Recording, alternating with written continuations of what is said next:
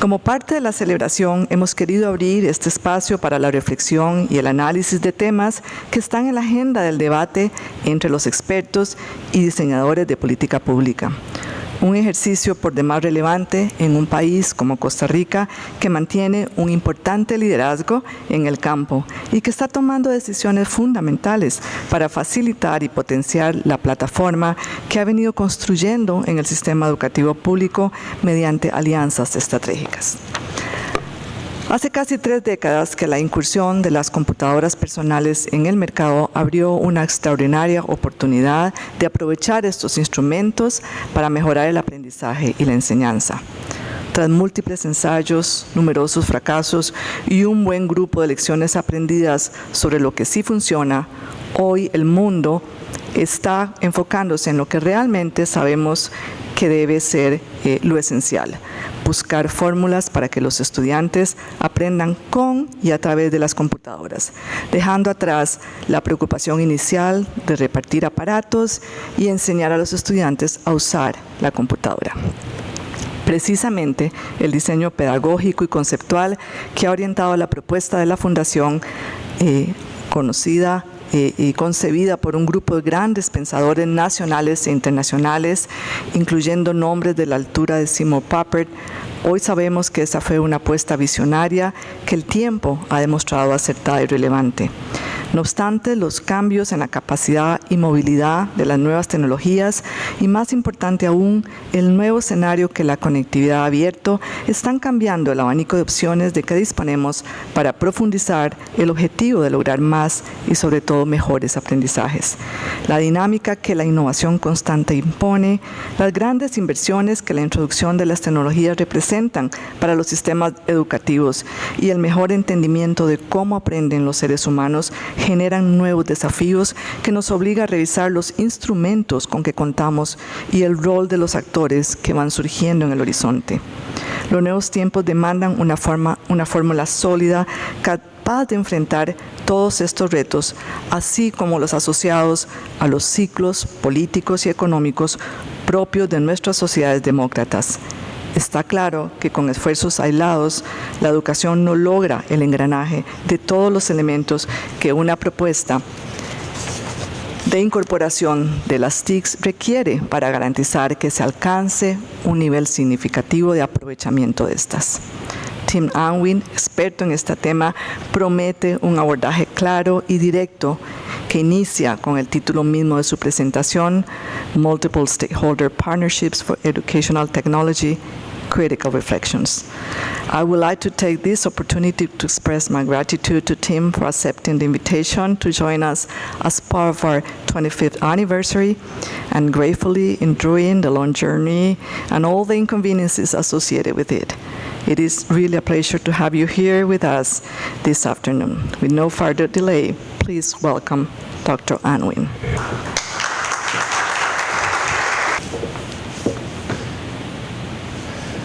Buenas tardes. I must begin with a huge apology that I am speaking to you in English.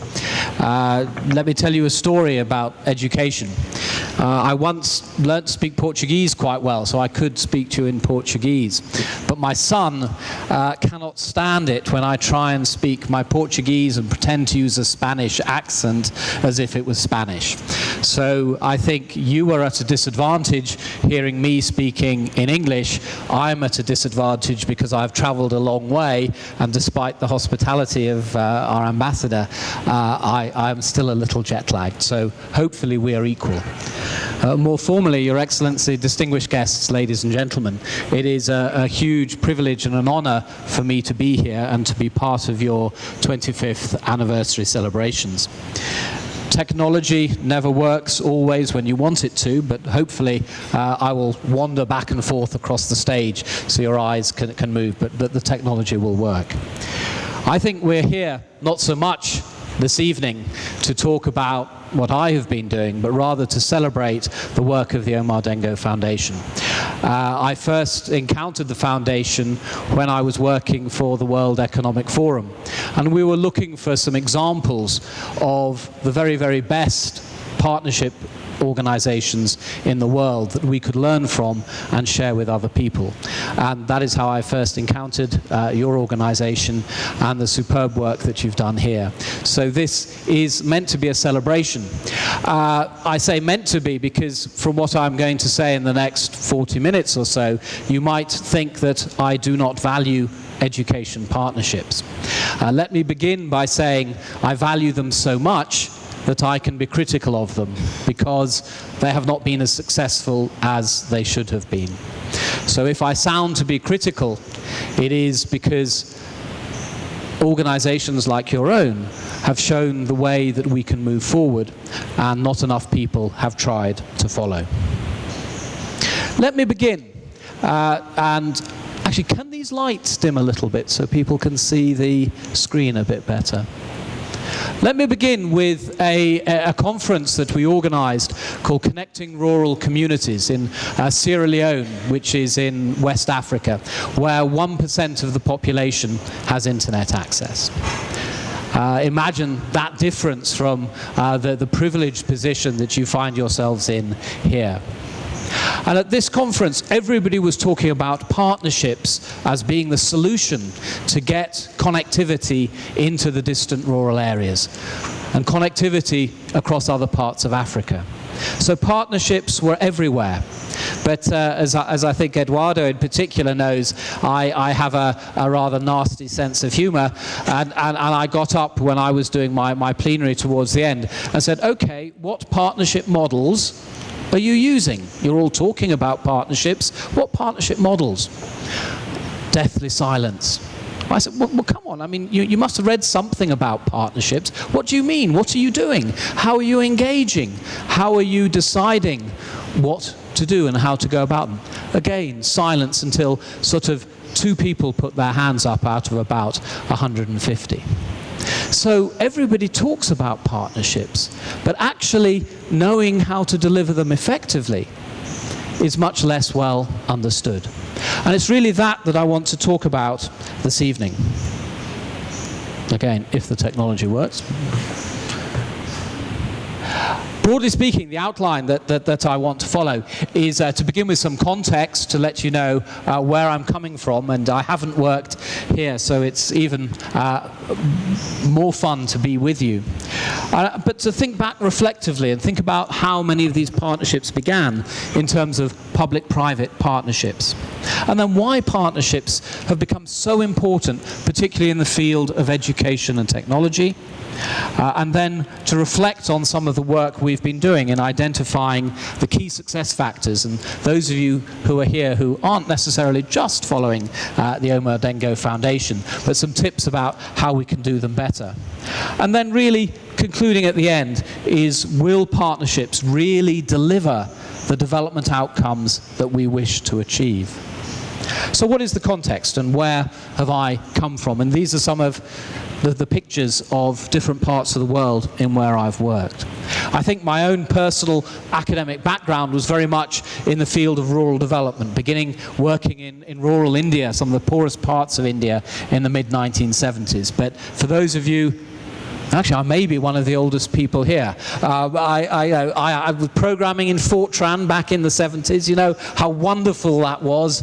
It's so exciting, and mathematical modeling and putting your decks of cards into computers. And if you got one card with one tiny hole wrong in it, you'd have to wait 24 hours before you could run the deck. I mean, think of the difference to how it is now. And those of you into social theory, I've been heavily influenced by the work of Jürgen Habermas, particularly his work on theory and praxis, and that's partly why, as an academic, I've been so committed to being engaged in the real world.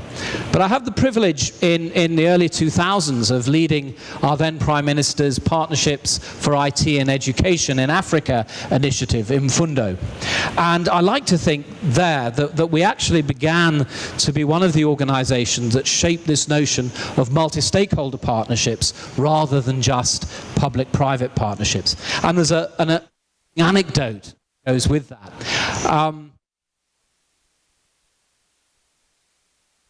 But because I was working with UNESCO at the time, multi-sector means something very, very specific within UNESCO about working across the different sectors. And they said that the publication I did for them could not possibly be called multi-sector partnerships. It had to be called multi-stakeholder partnerships. So I think that's why I've continued to use that vocabulary since.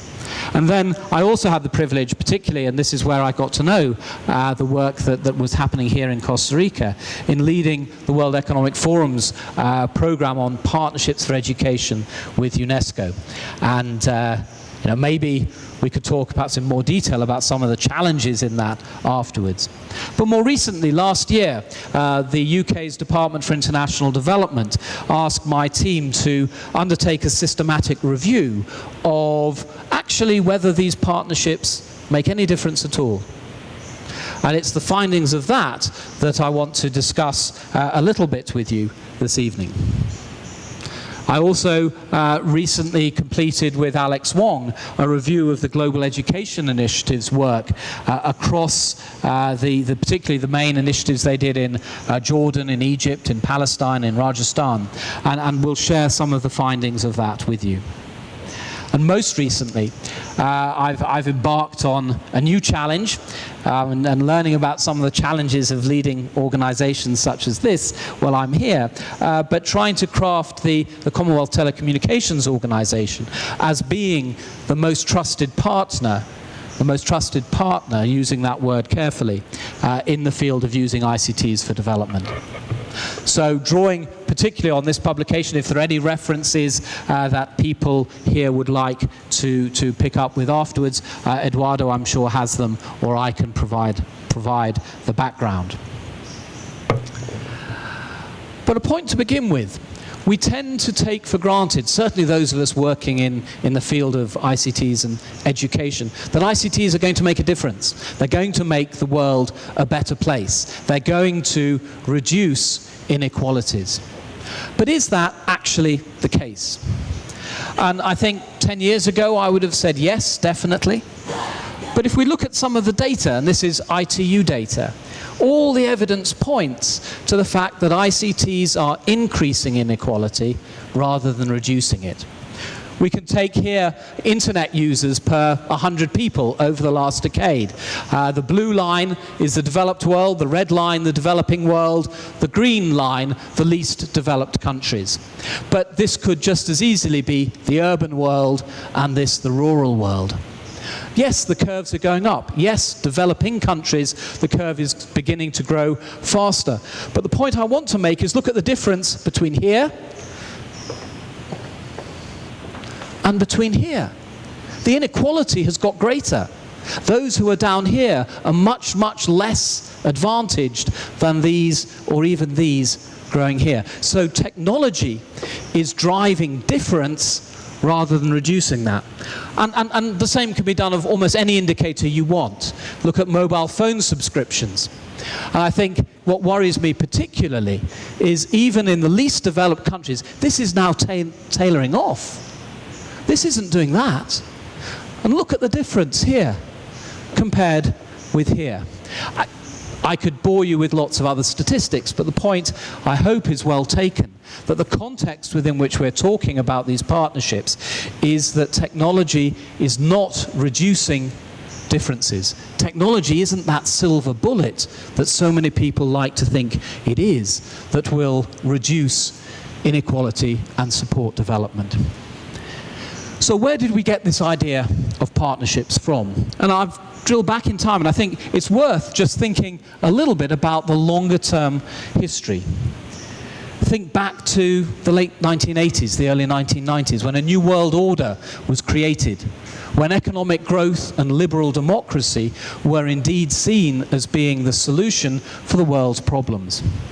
And liberal democracy, of course, being victorious following the overthrow, and I use that word advisedly, of the Soviet Union. And immediately on the back of that, we had the emergence in the UK of the Private Finance Initiative in 1992, which was an attempt really to involve the private sector in public infrastructure. And it was driven, and simplifying a little, but it was driven particularly by two agendas of the state. One, finding money basically to fund some of these initiatives, but secondly, and all too often forgotten, is risk sharing. That the state can share risk with the private sector in making some of the initiatives it wanted. And these partnerships, beginning primarily in the UK, were originally a European phenomenon that then expanded across Europe. And the European Commission, there's a figure out there of something like 1,340 public-private partnerships before 2009. So the question then became, if this works in Europe, surely it can work in poorer countries. And maybe this can be a solution to their development, however we wish to define that. And that then fed into the Millennium Development Goals. Goal 8, which you know is that hodgepodge of everything. But in Target F, very clearly stated is the role of ICTs and partnerships with the private sector. So in this particular field, partnerships became central to the global development agenda. But I think there was also another context at the time which we tend to forget, that in the business world, partnerships mean something very different from what they've become to mean in ICT or educational public-private partnerships. But that notion was in the minds of the private sector when they were embarking on this journey. And partnerships were about mutual advantage, and I'll come to that in a few minutes. So building out of that, there were a number of early ICT for development partnerships, most of which, interestingly, were in the field of education.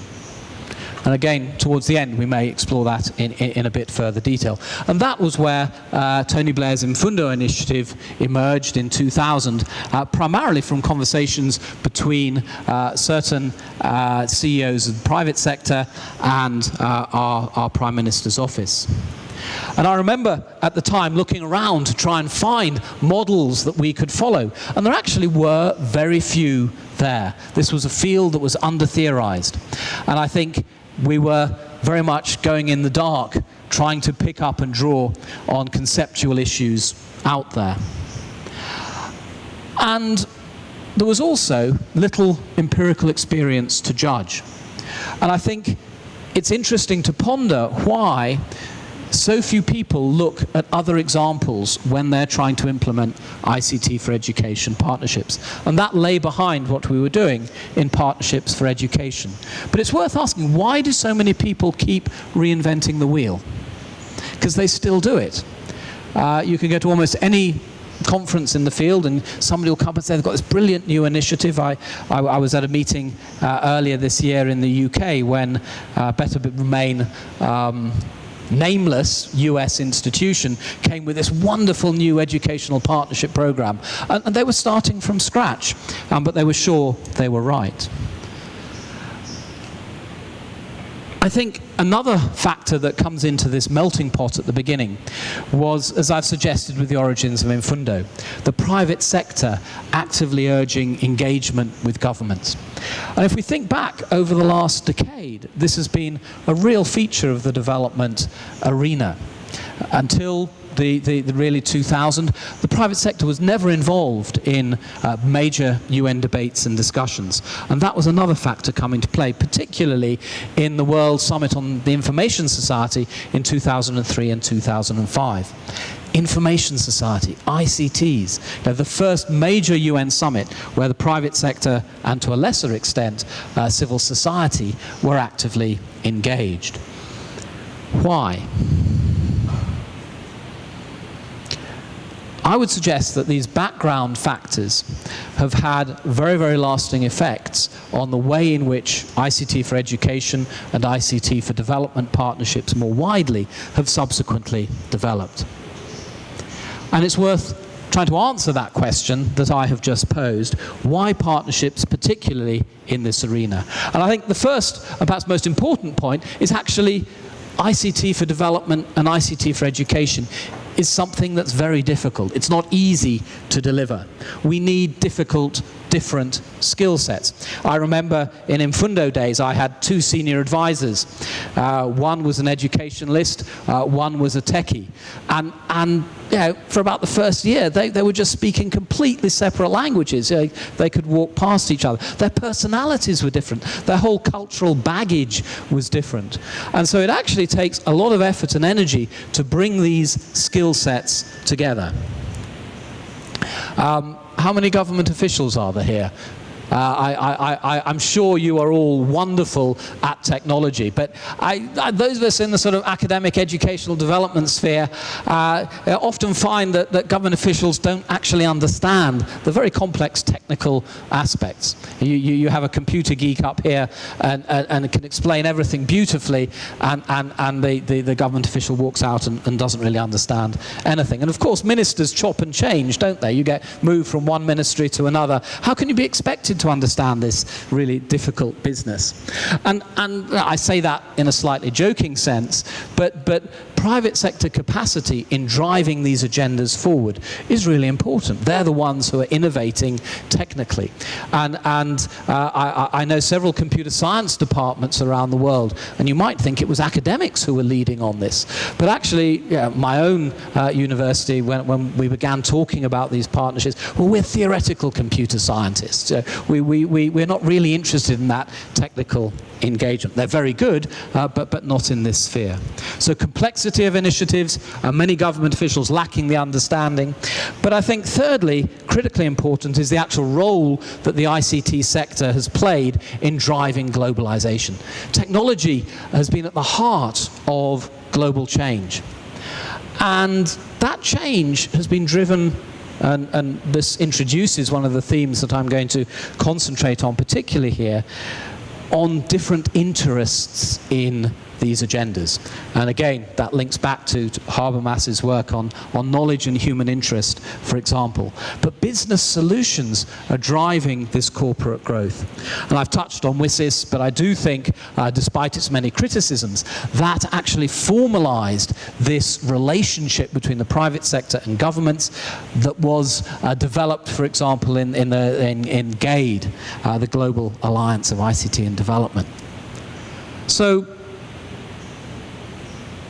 out of that discussion of partnerships, we can see that there were many contributing factors.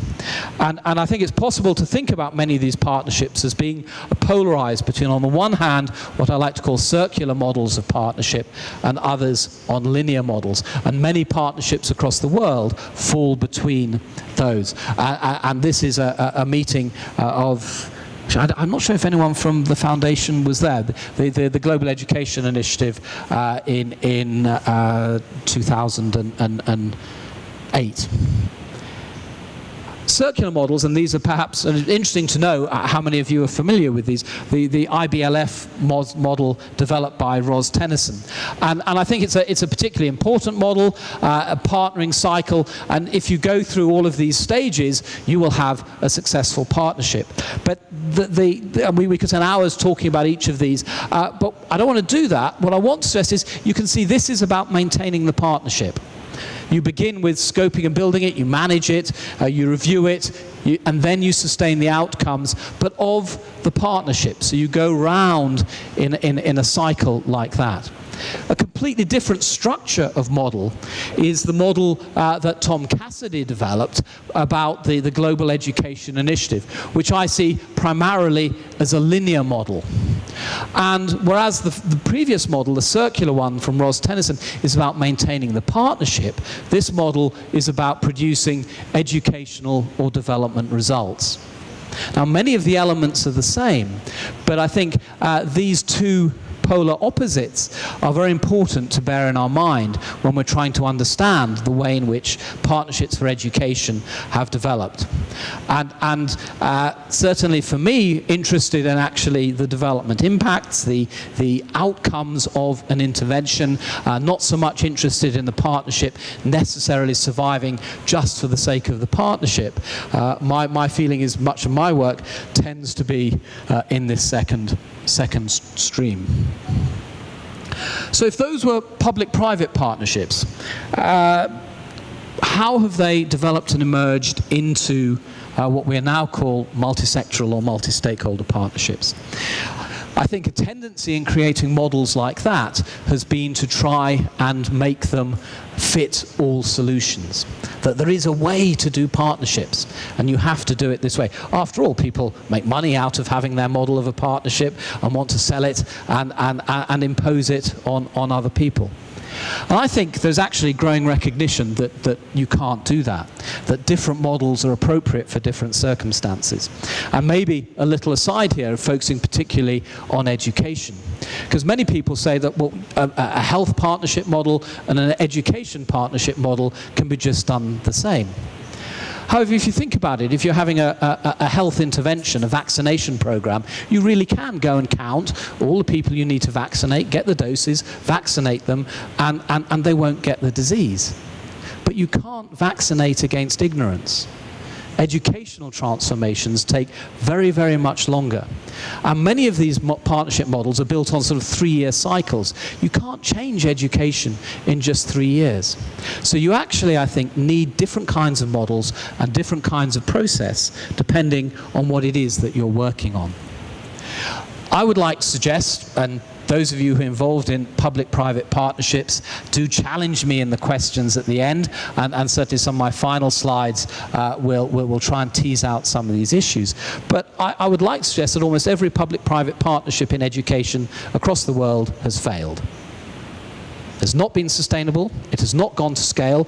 More importantly, it hasn't really transformed the lives systemically of the young people and the old people and the disabled people who they're meant to support.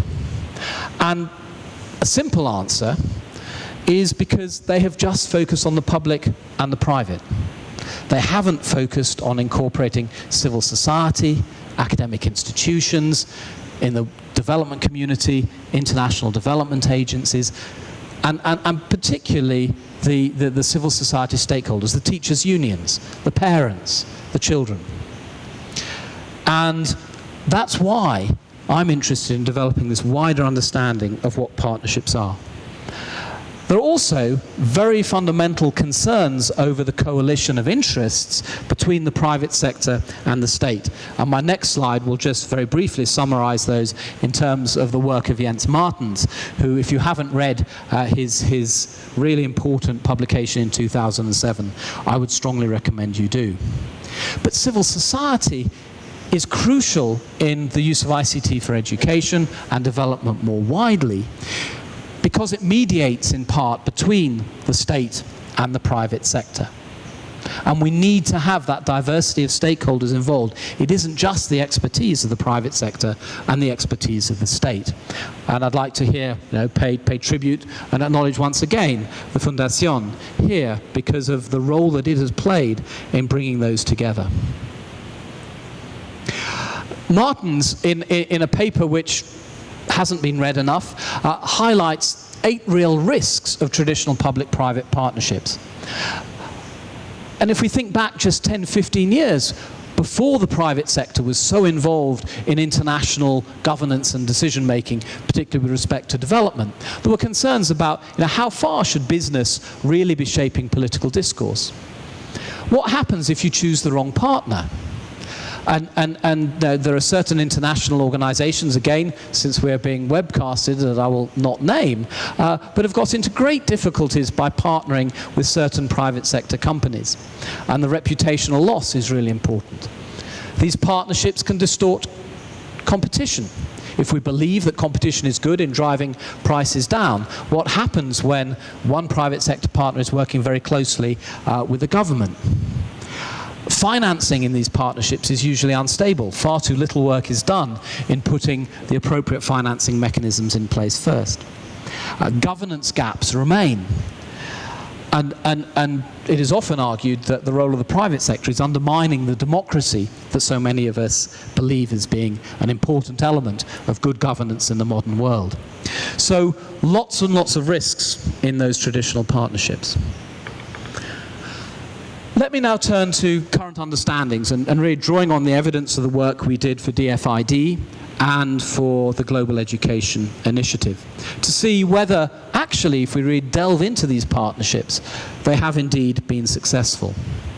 And I think in the work that we did for DFID, we identified 5 particular success factors that ICT4D and ICT for Education partnerships have to have. They have to be based on local context and local stakeholder involvement. There is no one model fits all. Secondly, and this is why I drew the difference between the circular and the linear models of partnership, if they're going to be about education, or if they're going to be about development, they have to have educational outcomes or development outcomes at their very heart from the beginning. You can't just create a partnership, you have to focus on those intended outcomes.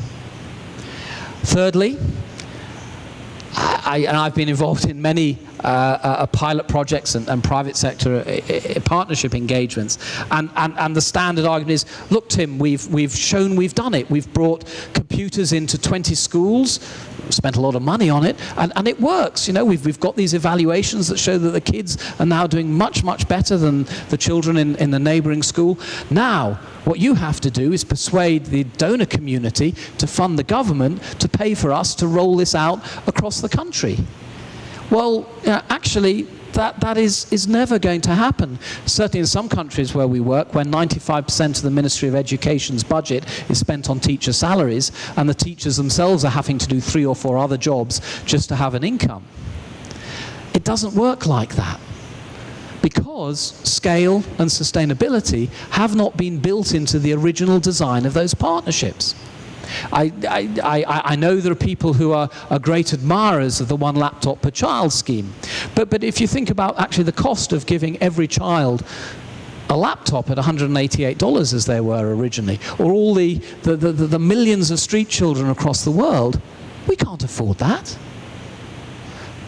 So it'll never go to scale.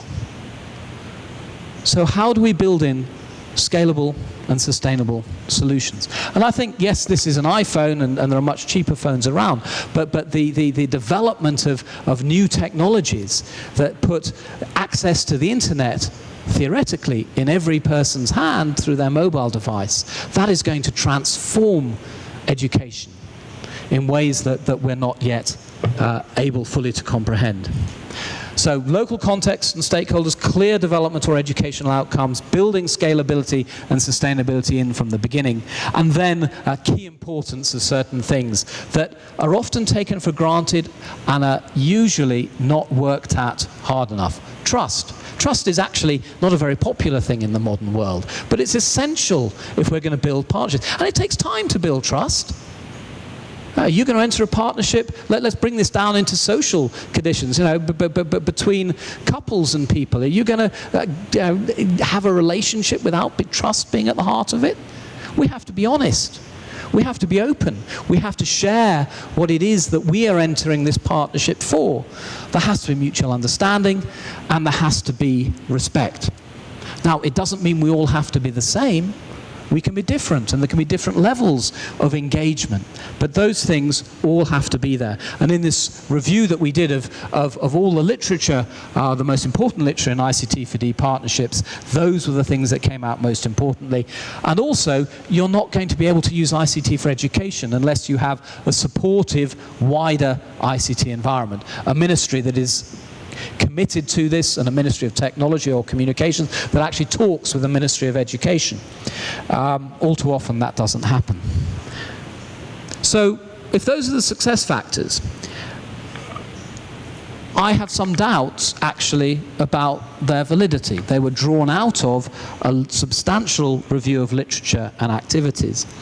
But actually that literature tells us almost nothing. The methodology we adopted was the standard systematic review methodology that's used increasingly by donors. But we were working in a very, very uncertain and unreliable context for the following reasons. There are almost no good evaluations done of ICT in education initiatives. Almost nobody does a proper baseline study. And I think any of us involved, and I know there are some people here in monitoring and evaluation, know that you can show more or less whatever results you want. And again, that there are many global initiatives, and I've named some of them so far, but won't identify them for this particular example, but that have been shown to have major impact on the learning experiences of students. And I've had some brilliant PhD students, and perhaps just name two of them to thank them for their work, David Hollow and Mariah Geldof, who actually spent time in these schools and saw what really happened. You know, in certain evaluations, outsiders come in and everyone's brushed their hair properly and they've got a shirt on and have the computers that are clean and tidy and show, oh yes, we can program on these small devices. 12-year-old kids program, yeah, anyway. And actually, if you spend time really getting to know what's happening on the ground, it's a completely different story. So, can we trust the evaluations that have been done? Most studies have had very, very varied methodologies that you cannot actually compare. I've touched on baseline, but if you haven't got a good baseline study, it's almost impossible to say anything effective about impact. And much of this is actually wish fulfillment. If you're a researcher working this, you want to have a positive result, not a negative result. I believe we learn far more from our failures than we do from our successes. We don't look at the unintended consequences enough and really try and design methodologies that make those available. But I think the most important factor, and one that is scarcely mentioned in the literature, is that actually success criteria vary. Different partners in these partnerships have very different success criteria. And that comes back to my concern with interests, and you can see where my argument is going. This picture is on because the gentleman in the middle, who will remain nameless, became a good friend. And he and his company were actively involved in the NEPAD e-schools initiative. Some people here may be familiar with it, but it was a set of partnerships to pilot e-schools initiatives in different countries in Africa. And I got quite upset about this project because of how the money could have been better spent, and was arguing that actually they'd had almost no impact on the lives of the young people, and they were not going to be sustainable for the reasons I've touched on, and they could not be rolled out across the countries. And therefore, for me, they hadn't delivered an educational or a development impact.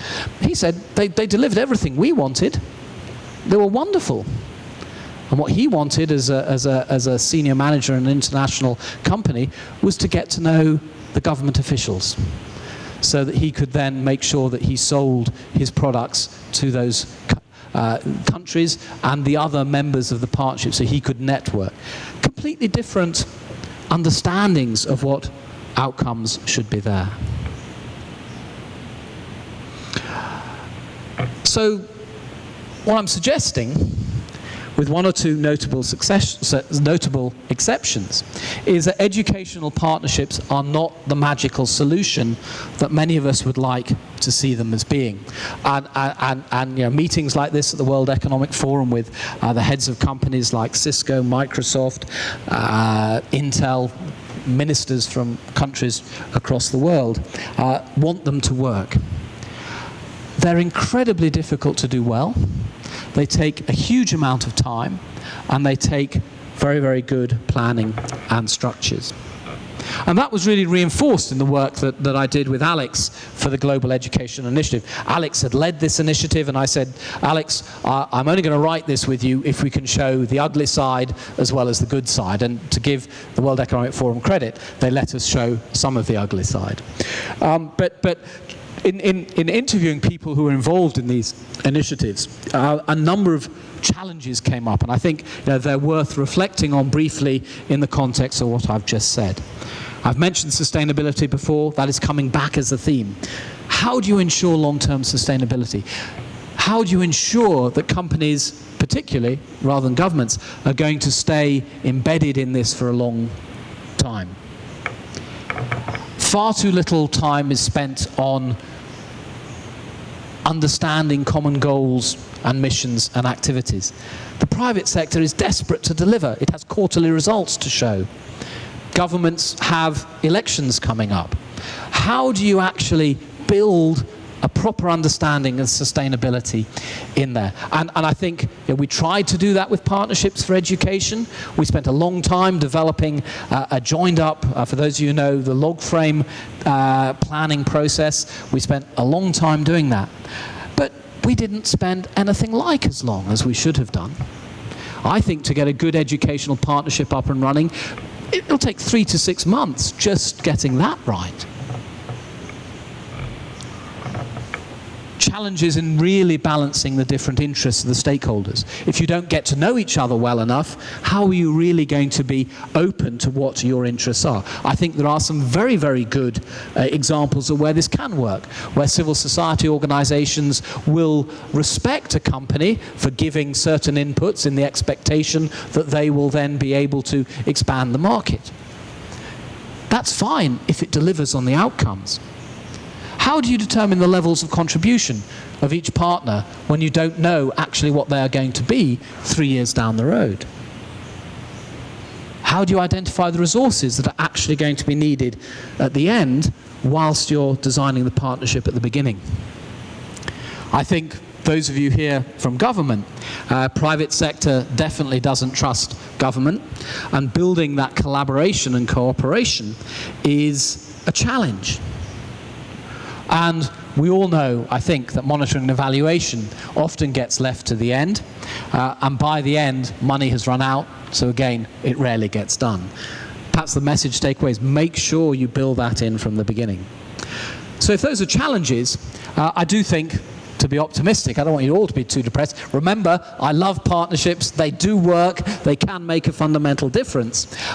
How can we draw on the work that the World Economic Forum did and to which the Omar Dengo Foundation contributed so helpfully? Some takeaway points before I begin to draw to a conclusion. They have to have high-level leadership. If you haven't got the CEO in there, if you haven't got the head of the cabinet or the president or the prime minister driving this to bang ministers' heads together to say, look, come on, telecommunications, you have to support education or we're not going to get this to happen. These things tend not to happen. With big global corporations, once it filters down to a sales team in a particular country, they're not going to be the people to make that partnership really work. High-level leadership.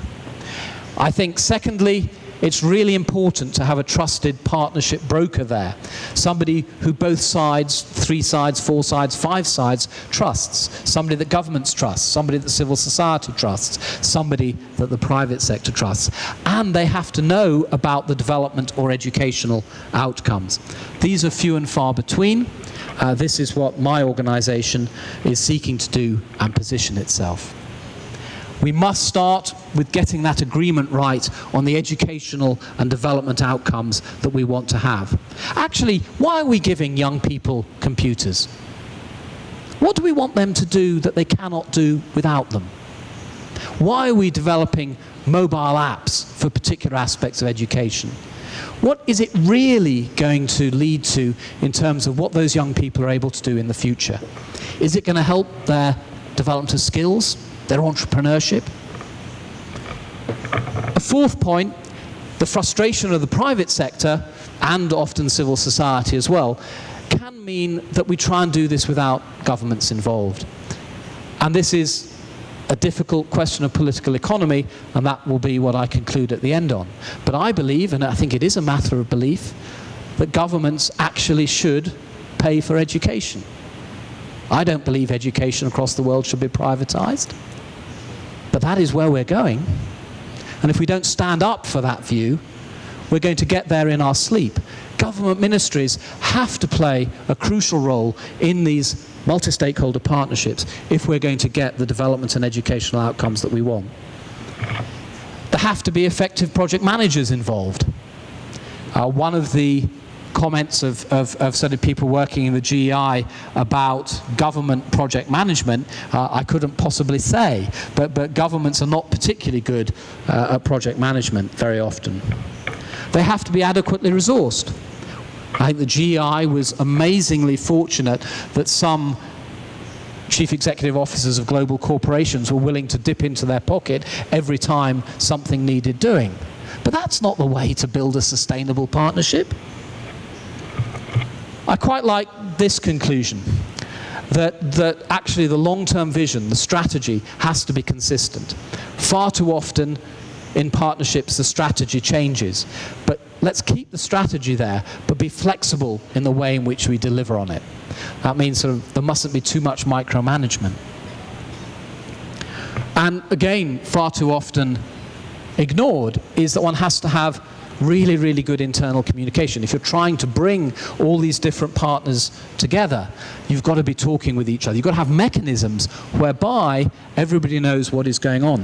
One of the challenges I think that most people engaged in partnerships face is that a different representative of a company attends every meeting. So you have to actually explain what you've done before at the start of every meeting. And you just get nowhere.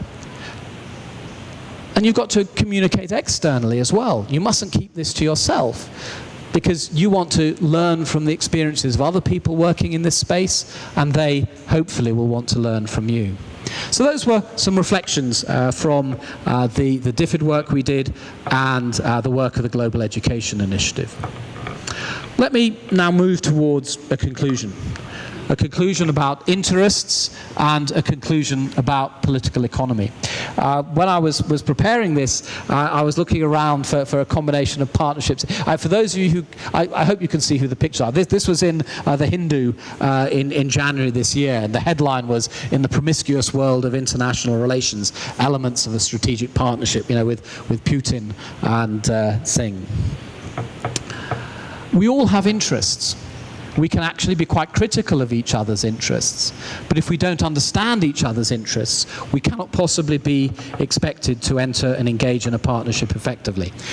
I just highlight some of these. I'm not going to go through them all. But the private sector clearly has interests. It wants to get its computers into schools so that it can expand its market. It can sell. It can build the networking. It can influence governments. Governments have interests in these partnerships because we said at the beginning where public-private partnerships originated. They need the finance, they want to reduce the risk, and more importantly, very often these pilot partnerships are done in, I want to be re-elected, so bring some computers to my particular province. Oh, that's wonderful, and I'm doing great things for the children there. That happens across the world. Its guise may be slightly different.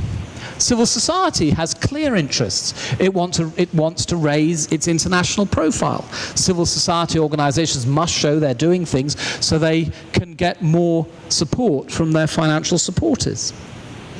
Donors and international agencies clearly have an interest because they want to deliver on education and development agendas. We could go through many, many more examples, but the point is we all have interests. We need to be open about them. We need to accept them and incorporate them in what we're doing. And I don't know the answer to the question that leads to. Remember those graphs I showed at the beginning? If educational outcomes are actually beneficial, if the poorest people do move up a little bit in their educational achievements and their ability to contribute to the economy, does it matter if the rich are getting even richer? Does it matter if those inequalities are getting greater? That's a challenge that I want to leave with you. I haven't got an answer to it. I think it's a moral question, and we probably each answer it in different ways. But if I don't know whether that's the brother or sister of the girl carrying her on her back in Uganda, but if she just improves her life by a little bit, if she can read, and yet global corporations and their shareholders are reaching huge amounts of wealth, is that right or is it wrong? Is there a better way in which we can do this? So how might we resolve this? Some suggestions from the work I've been doing over the last 15 years, and I think they'll be shared by most people. We have to be transparent in our interests. I think it's important to build these partnerships around a supply and demand framework for resources. And a typical one that we've certainly used is you have demand partners, the governments, local private sector, teachers, people with disabilities, whoever it is, supply partners, each of these has a niche role, and they can contribute different things, and they have expectations out of that partnership. And being transparent and open about this is a key first step in ensuring that multi-stakeholder partnerships do work. We have to have those educational objectives there from the very beginning. We have to have the allocation of the finances necessary for the long term. And I think if we do that, we'll scare everybody off, but we can maybe scale back our expectations, because we have to manage the expectations of everyone involved. So to conclude, I think ultimately it comes back to questions of political economy. And you're here just to the south of what was once a global superpower. And we can think about actually different ways of understanding partnerships in this wider world. I think the World Bank here is very salient, because when the World Bank uses the word partnerships, it doesn't mean partnerships at all. It means contracts. And if you don't believe me, let me give you two examples. Some of you may be familiar with Harry Petrinos, who I respect hugely, his work on public-private partnerships in education for the World Bank. And there, these partnerships are explicitly defined as contractual relationships between governments and the private sector. So why call them partnerships? If a partnership is about everything I've said in sharing, bringing together, understanding, that's something completely different. They're about risk sharing, cost reduction in a low tax era. And I think what I'm leading to saying is, if we're going to implement partnerships effectively, yes, they can bring prices down, but still everybody has to contribute a little bit more. And the illustration here was, I was earlier this year in the Pacific, and there was a conference that the ITU and ourselves and local organizations ran on broadband. And it was quite remarkable, and I should apologize to the World Bank official there for perhaps being too harsh, but they were saying that partnerships were contracts. And I tried to get them to think in this wider sense, and they weren't able to do that. Contractual relationships funded by the bank are very often not in the interests of the poorest and the most marginalized.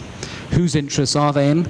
I would like to suggest that they're primarily a global coalition of interest in economic growth in a capitalist world system that may not be in the interests of the poorest and the marginalized, because after all, capitalism is built upon inequality, and we have to temper that. What about the educational future of this young girl carrying water on her head in Sierra Leone?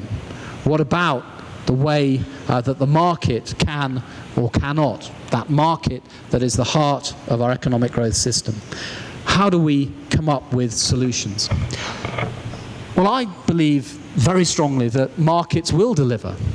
Markets will deliver for the majority, but that majority varies in size in different parts of the world.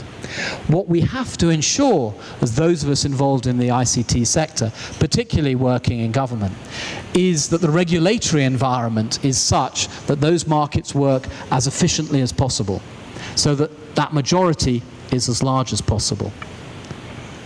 But there are people who are beyond the reach of the market, what economists might call market failures. I think that's a terrible word, because it actually suggests that the market can solve everything, which I don't believe it can. The market won't reach parts of the world that have very, very low density populations. What about your rural schools, your small rural schools here in Costa Rica? How are they going to be given broadband solutions to enable them to have the privileged access that people in urban areas have? But they're not just spatial, and I think all too often regulatory environments and universal service funds tend to focus on the spatial. They're also social and cultural. Many parts of the world where a woman using a mobile phone can lead to her being beaten up by her brothers or male colleagues because of what she might be doing with that mobile phone. People with disabilities who actually can benefit far more from ICTs than those of us who have fewer disabilities. How can universal service funds reach them? And that, ladies and gentlemen, is where I see multi-stakeholder partnerships fitting in. And they can fit in both structurally and strategically, but also in project-based ways. So what about the structural interventions? And here on the streets of Beijing, a blind man with a stick and a person with physical disabilities pushing in that little trolley all of his earthly possessions.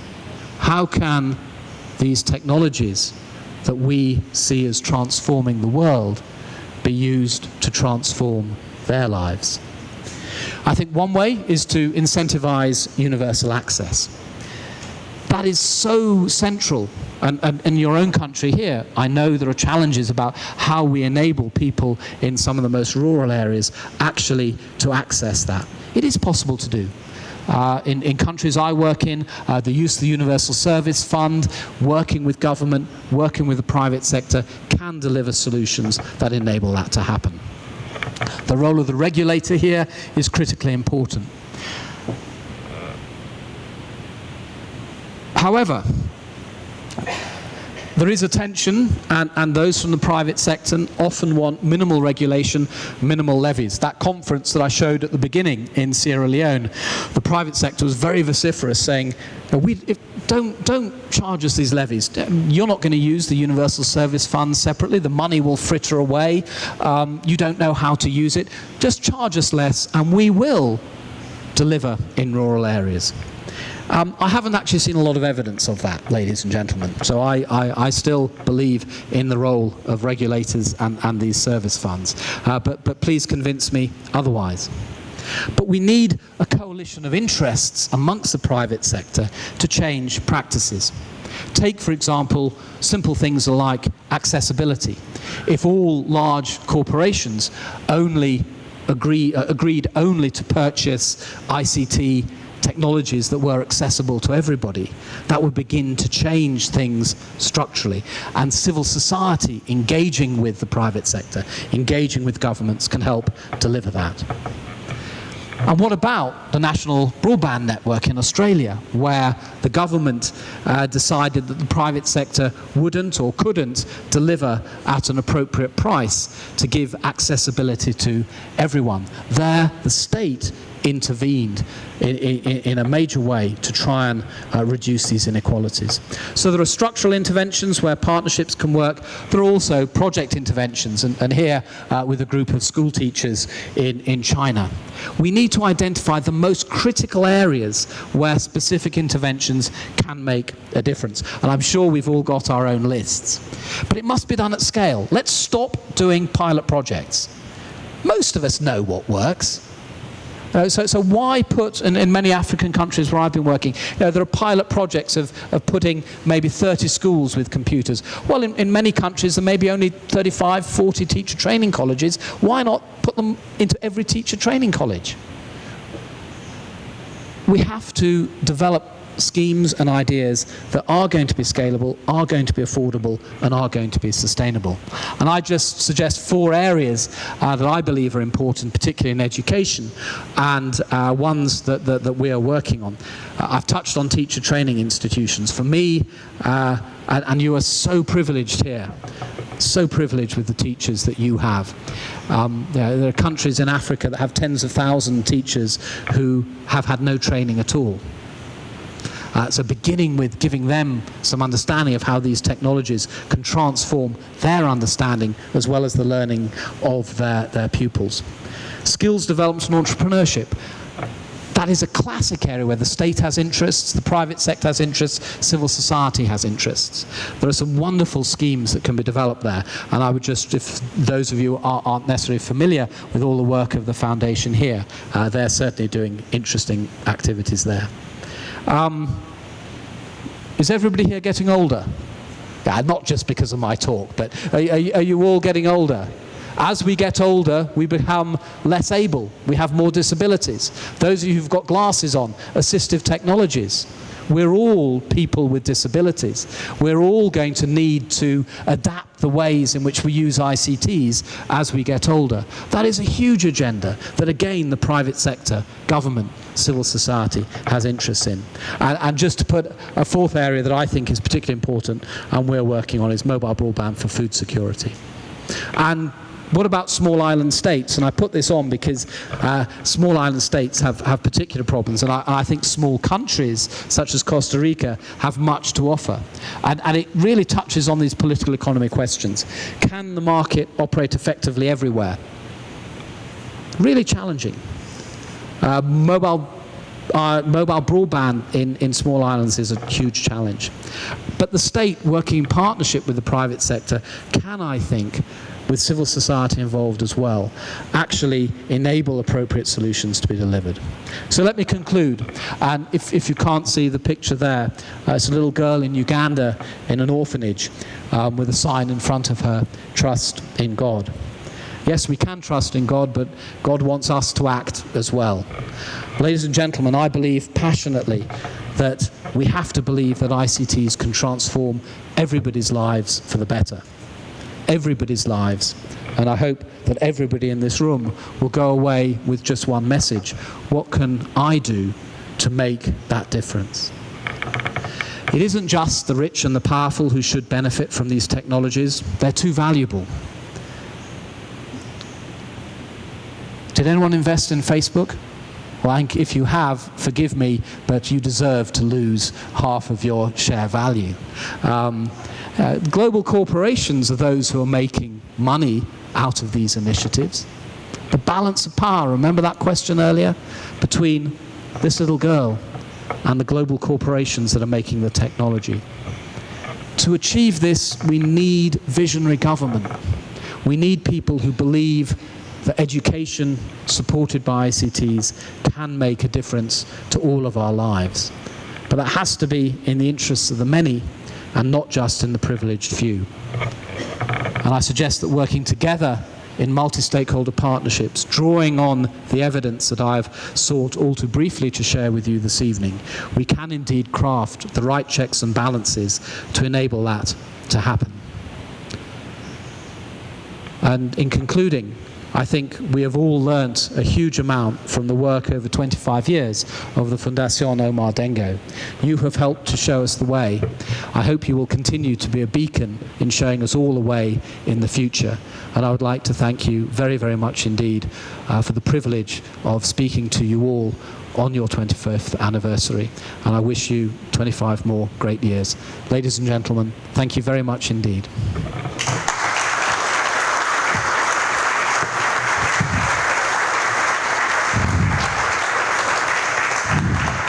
Quisiera que nos acompañen dándole un aplauso al profesor Tim Unwin por esta excelente conferencia el día de hoy.